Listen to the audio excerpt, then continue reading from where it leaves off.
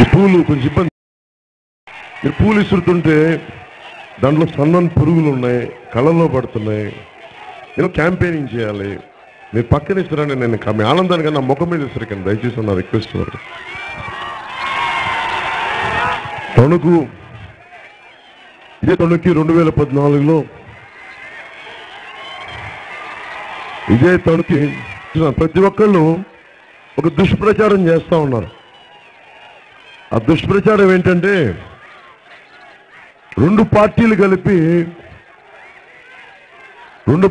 కలిపి ఒకడు 5 ఏళ్ళైన ఒక వ్యక్తిని, ఒక 5 ఏళ్ల బిడ్డని, అంటే జనసేన అనే బిడ్డని ఒక్కొక్కరి కింద 3 దశాబ్దాల వయసులు పెట్టుకొని పార్టీల ఉద్దేశంలో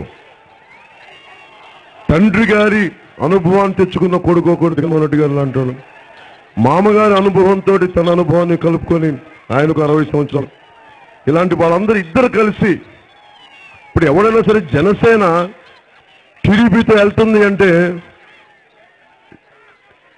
మన టీడీపీ వాళ్ళంటే అర్థం చేసుకోగలం. ఓకే, మనం దుష్ప్రచారం చేస్తారు. వీళ్ళు కూడా మన వైసీపీ వాళ్ళు కూడా స్టార్ట్ చేస్తారు. ఇద్దరు కలిపి ఒక 5 ఏళ్ల బిడ్డని, జనసేన బిడ్డని కొడుతున్నారంటే ఆ ఇద్దరు కంసులకి భయం ఉంది. జనసేన అనే కృష్ణుడని. కృష్ణుడు ఒక కంసుని ఎదిరించాలి. ఇక్కడ మన కురుక్షేత్రంలో ఇద్దరు కంసులు పట్టాలి. జగన్మోహన్ రెడ్డి గారికి బాధ ఏంటంటే ఎందుకు టీడీపీ అంటుంటారంటే, సరే నేను ఇప్పుడు దాకా దాచుకున్నాను మాటలు. వాళ్ళకి ఏం లేదు, టీడీపీ వైసీపీ వాళ్ళకి ఏంటంటే వాళ్ళతో కలిసి నేను వెళ్ళాలంట.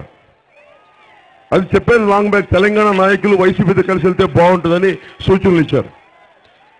నేను ఎవరితో వెళ్ళాలి, ఒంటరిగా వెళ్ళాలి, నా ఇష్టం. అది నేను వెళ్ళదలుచుకుంది బీఎస్పీతో వెళ్ళదలుచుకున్నాను, బహుజన్ సమాజ్ పార్టీ తోటి, సిపిఐతో వెళ్ళదలుచుకున్నాను, సిపిఎంతో వెళ్ళదలుచుకున్నాను తప్ప టీడీపీతో వెళ్ళలేను తప్ప. కారణం అక్కసు అనే పదం కంటే కూడా వాళ్ళకి జగన్మోహన్ రెడ్డి వైసీపీ నాయకులు కుళ్ళ. వాళ్ళకి ఆ కుళ్ళకి ఎంత కుళ్ళుబోతులు అంటే ముఖ్యమంత్రి అంటే జగన్మోహన్ రెడ్డి గారే రావాలి, ఇంకెవరు రావద్దు.